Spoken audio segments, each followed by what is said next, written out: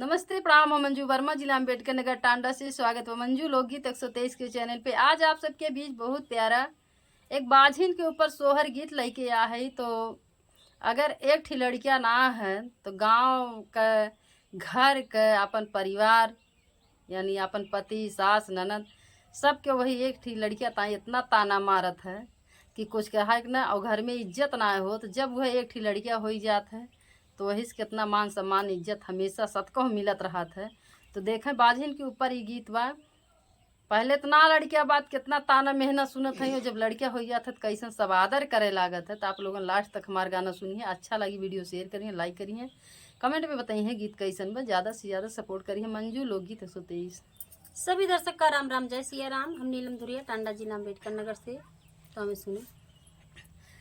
बैठी से जरिया पे भाऊजी हो तो ननदो से राजकार, ननदो से राजकार हो। हे मोर ननदो रूठल बाटे बीरा ना तोहार हो मनाई, हम काई साई हो। हे मोर ननदो रूठल बाटे बीरा ना तोहार हो मनाई, हम काई साई हो। भौजी पूछत हई अपने ननद से कि ये ननदो तोहार भैया रिसियान है, हम कैसे मनाई।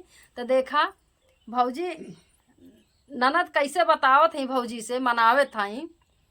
पाँच ही बीरावा के पानावा होता दोहा, रीसो पाड़िया होता दोहा, रीसो पाड़िया हो। हे मोरी ननदो राची रोची बीरा वाला गाऊ त्यू हो बिरान का बोलाओ त्यू हो। हे मोरी ननदो रुचि रुचि बीरा वाला गाओ त्यू हो बिरान का बोलाओ त्यू हो।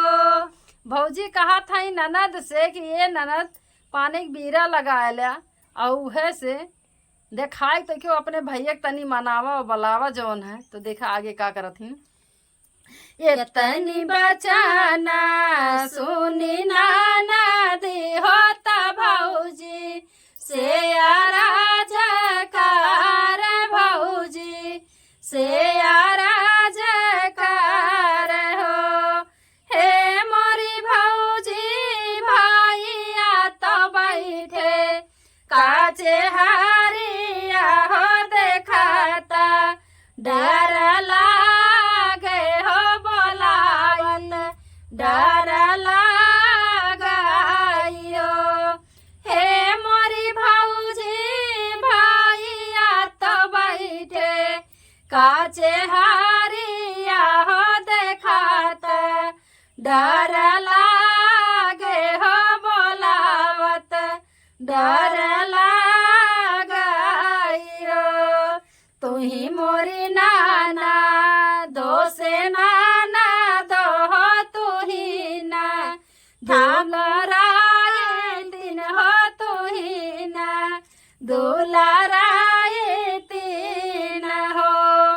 तुही मोरी नाना दो से नाना दो, तुही ना दुलाराए तीन हो, तुही ना दुलाराए तीन हो। हे मोरी ननदो कावन लगाऊ त्यू पाइया हो बिरान का बोलाऊ त्यू हो।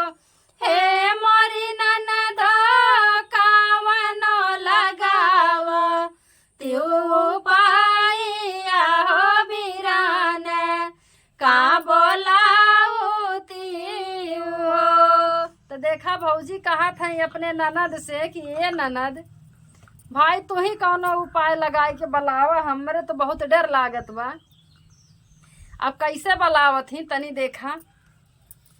बाएं हाथे मारियो सान कारिया हो तो दाएं, सान कारिया हो तो दाएं, सान कारिया हो। हे मोरे भैया तोहरे महल कौनो काम हो तो भौजी मोर बोला हे मोरे भैया तोहरे महल कौनो काम हो तो भौजी मोर बोलावाई हो। एक गोड़ धाई ले ओ सारावा हो तो दूसर दारवा जावा हो तो दूसर दारवा जावा हो। हे मोरी भौजी तीसर गोड़ा धाई ले से जारिया हो तो रानी यहाँ से पूछाई हो। हे मोरी भौजी तीसर गोड़ा धाई ले से जारिया हो तो रानी यहाँ से पूछाई हो।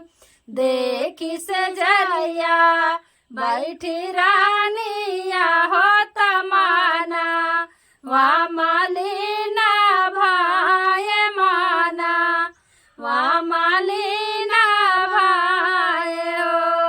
हे मोरी रानी कावन विपत तोहरे जिया रहो की माना वा मालिना भाई आखी या से नीरागिर हो। हे मोरी रनिया कावन विपत तोहरे जिया रहो की माना वा मालिना भाई आखी या से नीरागिर हो। इतनी बचाना सुन रानिया हो तपियवा से राजा कार पियवा से राजा कार हो। हे मोरे पियवा बाहुताई निर्धन कह बिटियावा हो दहेज काम पाया हो।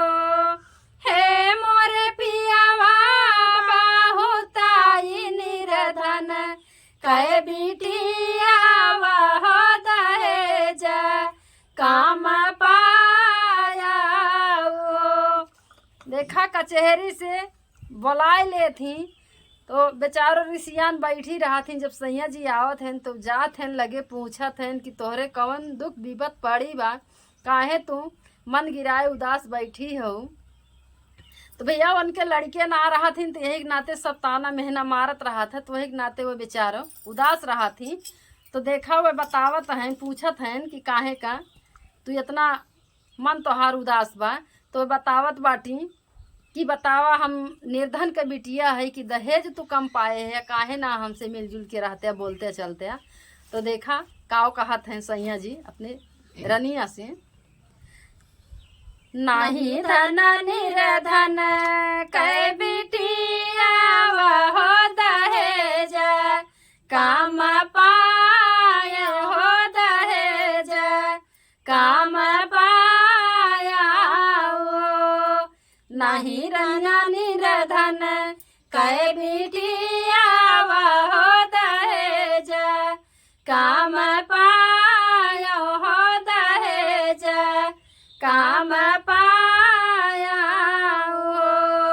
हे मोरे दुनिया तनी सुंदर तोहर देहिया हो तकावा ने आरा तकाई हो। हे मोरे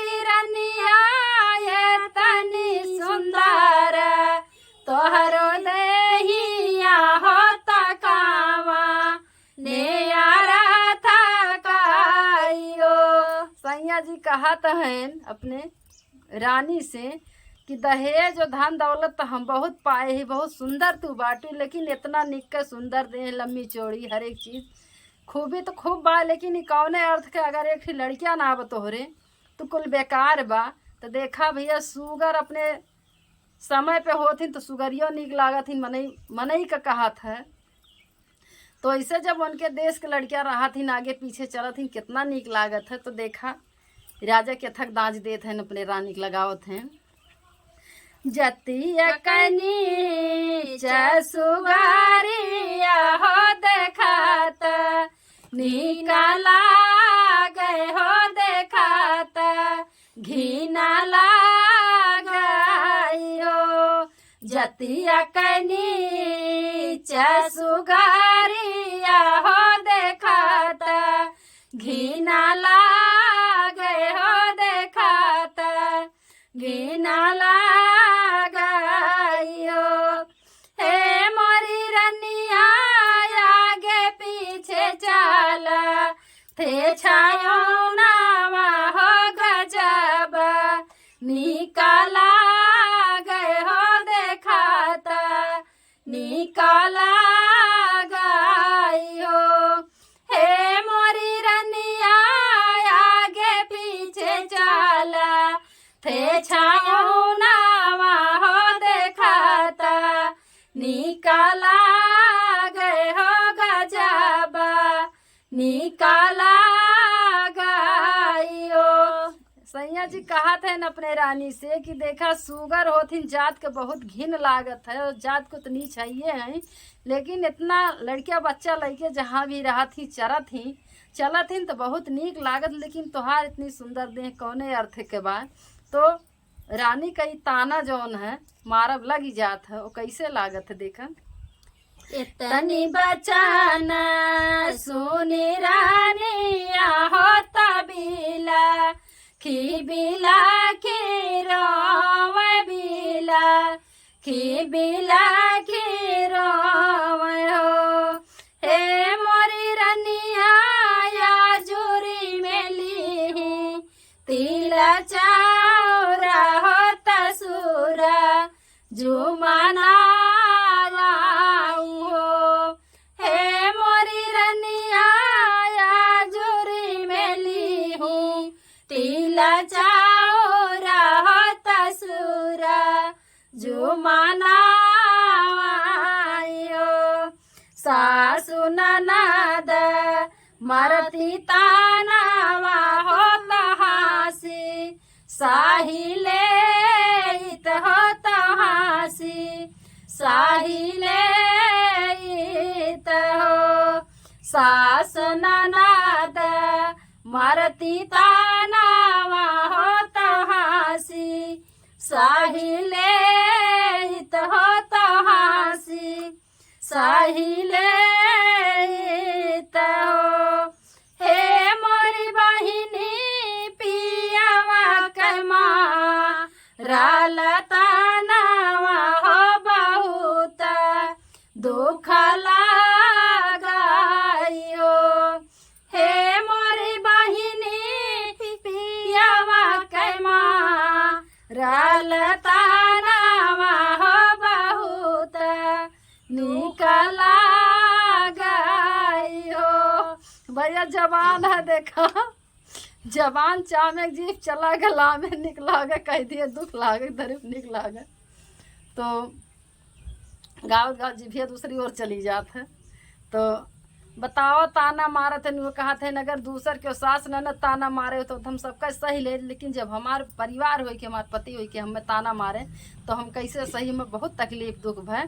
तो आगे देखा जिनी रोवाए बेटी जिनी रोवा नयन आंसू पोछा हो नयन आंसू पोछा हो। हे मोरी बेटी तोहरा के देबे हम लाला नावा हो हाजीना नामा छूटी हायो। हे मोरी बेटी हम देबे तोरा केला छूटी हाइयो एक माह बीता ले दूसरा माह आऊ रोती सारा माह आऊ रोती सारा माह हो हे मोरी सखिया नावाए में भाई ले लाला नावा हो महलिया उठे सोहार हो हे मोरी सखिया नावाए में होई भाई ले लाला नावा हो महलिया उठे सोहार हो। ए भैया सुरजू मनाई सबका मानिन दानिन उनके बेटवा होई गे तो देखा अब उनके घरे खूब खुशहाली आई गे सोहर गाना बजाना हर एक चीज होत बा। तो अब सास और ननद और उनके सैया जी देखा तनी कैसे लौछियात हैं। एक समय रहा बेचारी ताना मारत रहें अब आज एक समय खुशी आएगी बा तो देखा कैसे पलट के पासा सासु कहेली हम का बाहर हो ननद भाऊ जाइया हो ननद भाऊ जाइया हे मोरी सखिया सैया हमरे हृदय से लगावे वो तोरनिया कहीं बोलावाई हो हे मोरी सखिया सैया मोरे हृदय से लगावे वो तोरनिया कहीं बोलावाई हो हे मोरे रनिया हे मोरे सैया हमारे दिला से लगावाई हे मोरी सखिया सैया हमारे दिला से लगावे वो तोरनिया कहीं बोलावाई हो। बहुत सब माने लाग बने सब सहाय रात है सब बिगड़त क्या केहो ना पूछल सोचा था ही थोड़ा सोचा था कि कहिया यहो दिन लौटी। धन्यवाद धन्यवाद भैया लंबी सांस ले आई 18 मिनट।